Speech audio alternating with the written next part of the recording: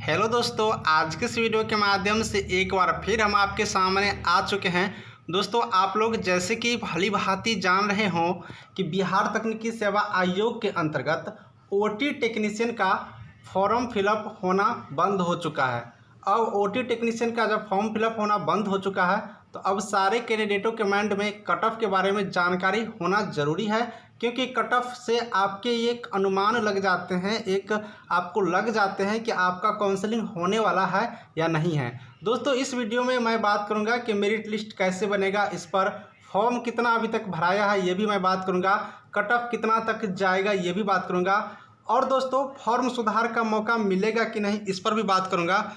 तो पूरा कंप्लीट जानकारी हम आपको देंगे, तो इस वीडियो के अंत तक बने रहिएगा। और एक छोटी सी रिक्वेस्ट, आप लोग इसी तरह के नई नई रिक्रूटमेंट नई वैकेंसीज वाला चैनल के लिए आप लोग इसे सब्सक्राइब करें, आपको टाइम पर मैं वीडियो देता रहूँगा। चलिए वीडियो को आगे बढ़ाते हैं।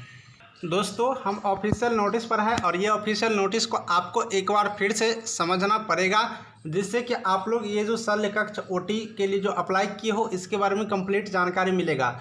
आपको मैं इंपॉर्टेंट पॉइंट सिर्फ कवर कराऊंगा। सबसे पहले मैं दोस्तों यहाँ पर ये मैं बताना चाह रहा हूँ आपको कि चूँकि कट ऑफ के बारे में जानकारी लेंगे तो आपको चयन जो प्रक्रिया है, सिलेक्शन प्रोसेस, उसको जानना ज़रूरी होगा। सबसे पहले आप लोग को मालूम नहीं है तो बिल्कुल एक बार फिर से देख लें कि इंटरमीडिएट 12th में जो अंक है, जो जितने अंक है प्रतिशत में, उसका 30% अंक लिए जाएंगे। अगर आपने ओटी का अगर डिप्लोमा कर रखे हो या फिर बैचलर कर रखे हो तो जितने प्रतिशत आपने इसमें अंक प्राप्त किया उसका 25% अंक लिया जाएगा। अगर आपने हायर क्वालिफिकेशन किए हो जैसे कि बीएससी नर्सिंग फिर या एमएससी नर्सिंग तो आपको 10-10 अंक मिलाकर के 20 अंक दिए जाएंगे।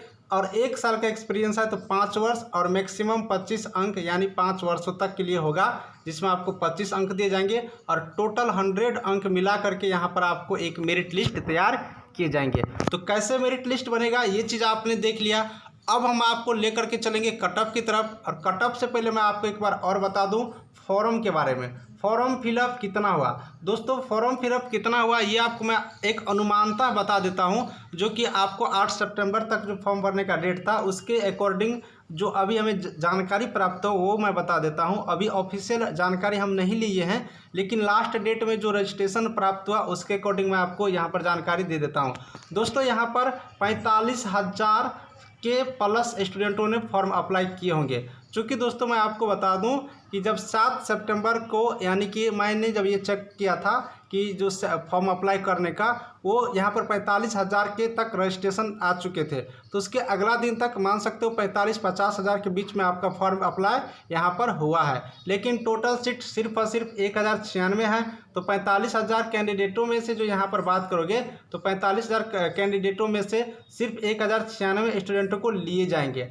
अब यहाँ पर आपके मन में बात होगा कि काउंसलिंग के लिए, तो मैं बता दूं दोस्तों कि काउंसलिंग के लिए आपको 1.5 गुना कैंडिडेटों को बुलाए जाते हैं।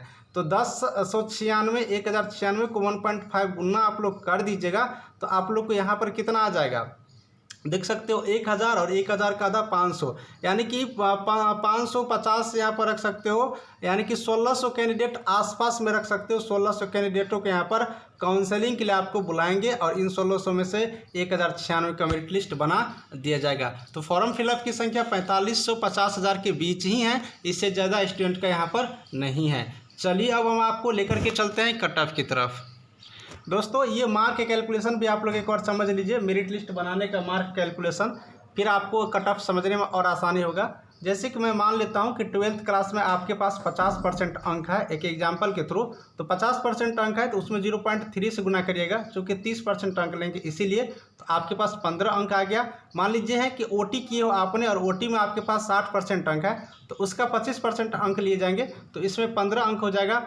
तो टोटल इस तरह से आपके पास 30 अंक हो गया। इसी तरह से दोस्तों आगे बढ़ते हैं। मान लेते हैं कि 12th पास आउट हो 50% अंक के साथ, तो 0.3 से गुना करेंगे तो 15 अंक मिलेगा। ओटी अगर आपने पास आउट किया 60% अंकों के साथ तो 25% अंक लेंगे तो 15 हो गया। और आपके पास एक्सपीरियंस अगर मान लेते हैं 2 गुने 5 है, यानी कि 2 साल का एक्सपीरियंस है तो 1 साल के लिए 5 अंक, 2 साल के लिए 10 अंक मिल जाएंगे। इस तरह से इन तीनों को अगर हम लोग एक साथ ऐड करेंगे तो 40 हो जाएंगे, यानी कि आपके पास 40 अंक प्राप्त हुआ। तो दोस्तों आपने समझ गया कि किस तरह से अंक कैलकुलेशन करेंगे। इस तरह से आप लोग देख लीजिएगा। एक और एग्जाम्पल मान लेते हैं कि आपके पास 12th है जिसमें 50% अंक है, 15 अंक मिलेगा। ओटी है जिसमें 60% अंक है, 15 अंक मिलेगा। बीएससी नर्सिंग है तो 10 अंक, एमएससी नर्सिंग है तो 10 अंक, और एक्सपीरियंस भी है 2 साल का तो 10 अंक। इस तरह से टोटल अंक कैलकुलेट करेंगे तो 60 अंक यहाँ पर आपका हो जाएगा। तो इस तरह से आप लोग अपना पॉइंट का कैलकुलेशन कर लीजिएगा। अब मैं कट ऑफ की तरफ बढ़ता हूँ। बता दो दोस्तों ये कि अनुमानित कट ऑफ है, एक जो कैलकुलेशन हुआ आपके मार्क को देखते हुए जो आपने कमेंट किया था उसके आधार पर, तो उस आधार पर हमने एक कट ऑफ तय किए हैं। दोस्तों ये पॉइंट में है, पॉइंट कैसे कैलकुलेशन करेंगे आपने देख लिया। तो जनरल कैटेगरी के हो और अगर आपके पास 48 पॉइंट बन रहे हैं, 48 अंक अगर आपको बन रहा है 12th ओटी एक्सपीरियंस सारे चीज़ को मिला करके, तो जनरल में आपको काउंसलिंग के लिए ज़रूर बुलाए जाएंगे। ईडब्ल्यूएस वाले को 40 अंक बनना चाहिए, 40 अंक आपके पास होना चाहिए ओटी का मार्क मिला करके, उसका 12th में जितना प्राप्त किया उसको मिला करके, और एक्सपीरियंस है तो ठीक है, नहीं तो अगर आपके पास और भी कोई डिग्री है तो सारे को कैलकुलेशन करने के बाद 40 अंक अगर आपके पास आ रहा है 40 पॉइंट, तो आपका भी यहाँ पर रिजल्ट हो जाएगा। दोस्तों मैं ओबीसी की तरफ बढ़ूंगा और ओबीसी के लिए मैं बात करूंगा कि 38 पॉइंट का, सिर्फ 38 पॉइंट चाहिए। 38 पॉइंट आपके पास होना चाहिए ओटी मिला करके, 12th मिला करके। एक्सपीरियंस है तो एक्सपीरियंस भी ऐड करिएगा, नहीं है तो कोई बात नहीं, ओटी और 12th तो सबके पास होगा। तो बिल्कुल रूप से आपको 38 अंक यहाँ से अगर आपने प्राप्त कर लिए हैं तो आपको भी काउंसलिंग में बुलाए जाने के बहुत ही ज़्यादा चांसेज बनते हैं। ओबीसी वाले ईबीसी वाले की मैं बात करूँगा। देखिए यहाँ पर ओबीसी को ही बीसी कैटेगरी बोला जाता है। कितना आदमी हमें बोलते रहते हैं कि सर क्या होगा, बीसी और ओबीसी एक ही चीज़ होते हैं। तो यहाँ पर बीसी हम लोग बिहार में कहते हैं, तो बीसी और ईबीसी, तो ये ओबीसी को आप लोग अगर ओ हटा सकते हो, यहाँ पर बीसी कैटेगरी सीधे बोल सकते हो। ठीक है। अब ईबीसी के लिए मैं बताऊंगा, तो ईबीसी के लिए 37 अंक होना चाहिए। 37 अंक है तो आप श्योर रहिए, आपको भी यहाँ से काउंसलिंग के लिए बिल्कुल रूप से आपको बुलाए जाएंगे। फ्रेंड्स आगे मैं बात करूँगा एससी कैटेगरी का, तो एससी कैटेगरी के लिए थोड़ा कम होते हैं ईबीसी से। ईबीसी में थोड़ा कम होते हैं क्योंकि एससी को यहाँ पर स्टूडेंट कम होते हैं और इसको थोड़ा छूट भी ज़्यादा है।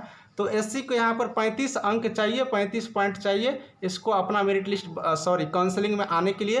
तो 35 अंक अगर आपके पास कैलकुलेशन करके आ रहे हैं तो आपको यहाँ पर बिल्कुल रूप से बुलाए जाएंगे। आगे फ्रेंड्स बात कर लेते हैं एसटी कैंडिडेट। एसटी के जो भी कैटेगरी के स्टूडेंट हो उसका संख्या थोड़ा कम होते हैं, इसीलिए यहाँ पर 36 इसका अंक जाएंगे। एससी से ज़्यादा यहाँ पर हमेशा जाते हैं।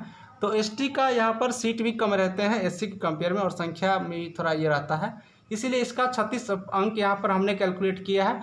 तो आपके पास अगर 36 अंक आ रहे हैं 36, तो बिल्कुल रूप से आप श्योर रहिए। डब्ल्यूबीसी की बात कर लोगे तो डब्ल्यूबीसी वाले 36 अंक हैं, तो आप भी श्योर रहिए आपका भी यहाँ पर हो जाएंगे।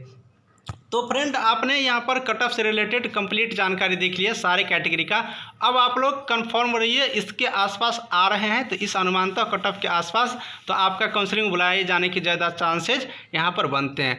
दोस्तों इसी तरह के नई कोई और डॉट हो तो कमेंट करिएगा, और टेलीग्राम ग्रुप का लिंक डिस्क्रिप्शन में ज्वाइन करिएगा। बहुत वैकेंसीज आया हुआ है, उसका भी लिंक डिस्क्रिप्शन में देखिएगा। और हम आपको मिलेंगे नेक्स्ट वीडियो में, तब तक के लिए रहने देते हैं, बाय बाय।